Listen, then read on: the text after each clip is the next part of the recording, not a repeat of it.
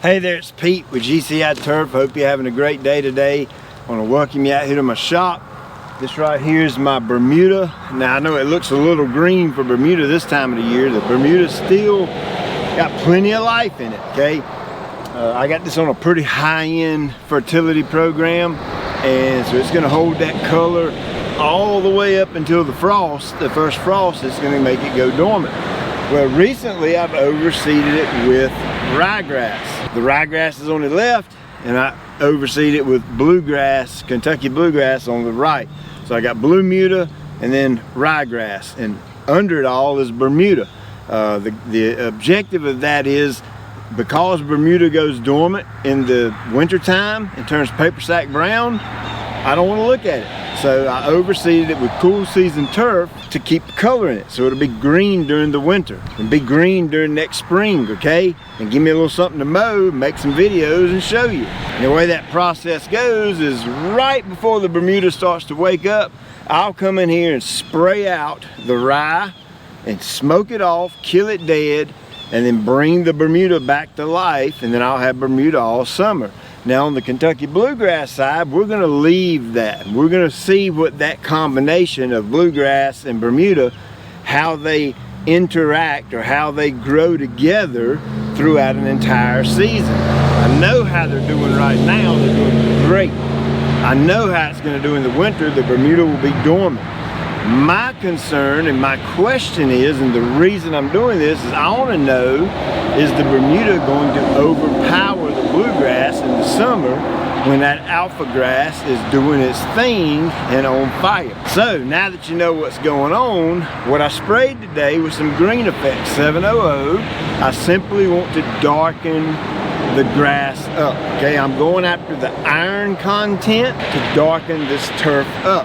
Now, that little tiny teeny baby bluegrass I got in there, I mean, it's tiny. It's just now getting up to the height of the Bermuda. Maybe that little bit of nitrogen will encourage it a little bit to kick in gear. I don't think it's going to affect the Bermuda all that much because we've lost our heat, and the Bermuda's not going to be actively running like it's stolen something wide open. It's just not going to be doing that right now. My problem was with the application is I can't water it in. Yeah, I've got irrigation, but for the past 4 days we have been slammed with rain. I mean slammed with it. Slow, soaking, steady rain for 4 days. Hallelujah for that big ball of goodness up there. I'm telling you, I'm so glad to see it. I can't stand it. I mean, look over here what a tractor trailer did, just rutted all this up over here. It is sopping wet. So I do not want to put any more water on that front yard. No way, no how. So what are my options? Well, I like an adjuvant. I've always been an adjuvant surfactant kind of guy. I've loved them since I started getting into lawn care and spraying turf. I've always been intrigued with how adjuvants help other products to be more efficient and work better in the plant.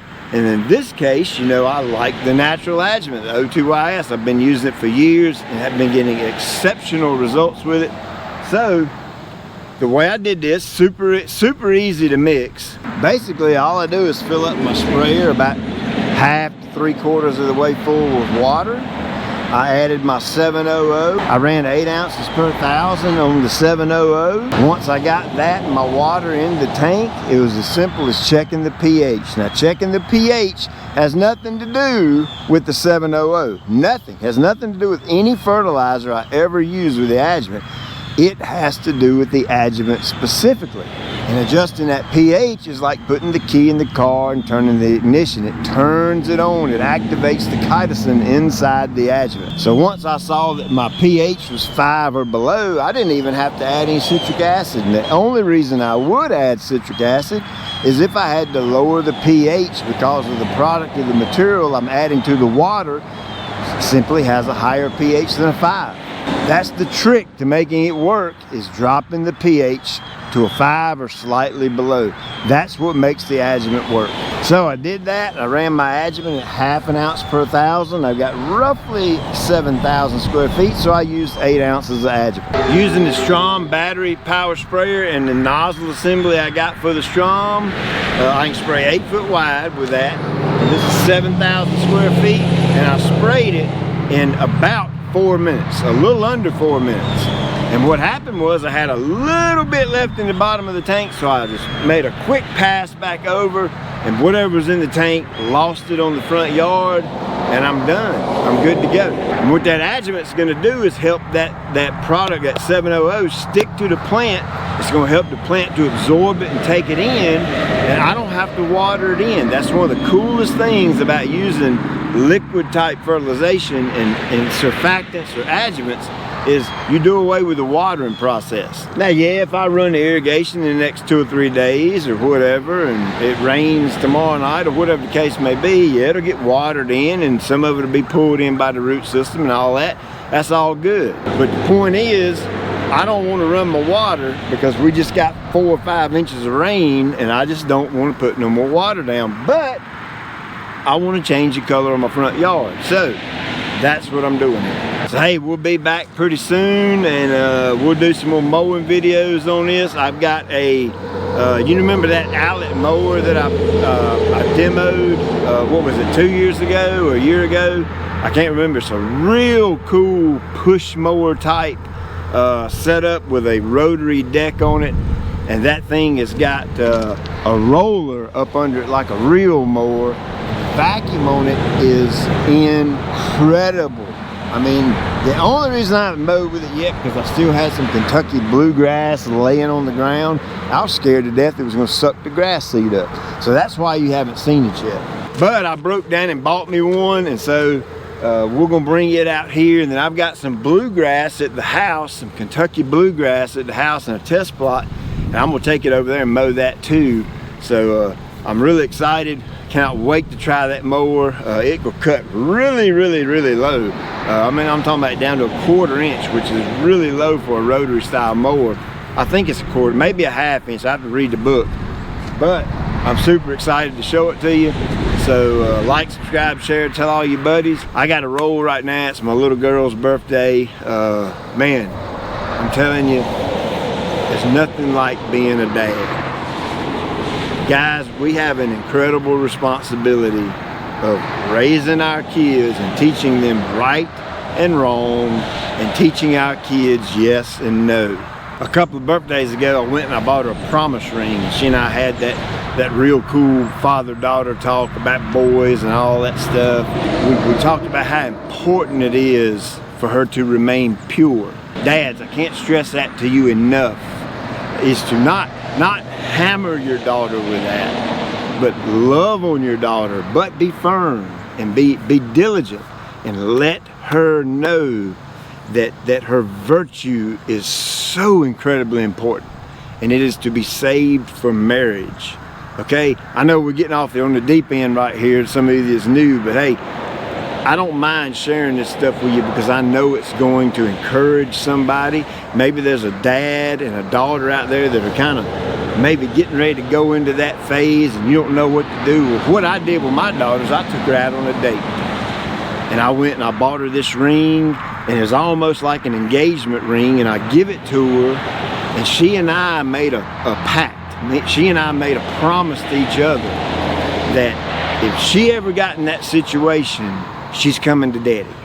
She's going to come to me immediately, and I'm going to remove her from the situation. Okay, and if she ever needs any help, she's got a wide open door to come to daddy, and of course her mama too.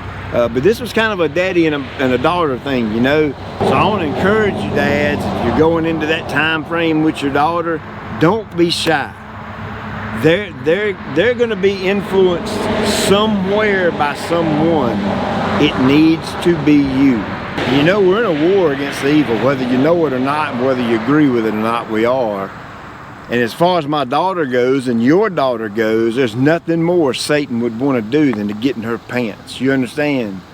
And just ruin that purity that she has. He wants to destroy it. So dads, you and I, we're on the front lines, and we stand between our daughter and that evil. So hey, it's encouragement, but it's also a challenge. I'm putting you to the test. I'm challenging you dads to have this conversation with your daughter, talk to her about it, and then you do whatever it takes to protect your daughter, even if they don't like you for it. You know, as parents, as dads, sometimes you have to tell your kids no. You have to tell them no. And whether they agree with it or not, and whether we want to do it or not, it's our job and our duty to protect them from evil. So hey, let that be encouragement to you. Don't be shy, don't be scared. It's your daughter, you made her. Don't be scared to talk to her about that stuff. You'd be surprised at how open your kids will be when you open your mouth to them and you talk to them about this serious type of life stuff. You know what I'm saying? So hey, I'm gonna get on out of here. I'm gonna go eat with my daughter and my family and have a good time. I'll check you later.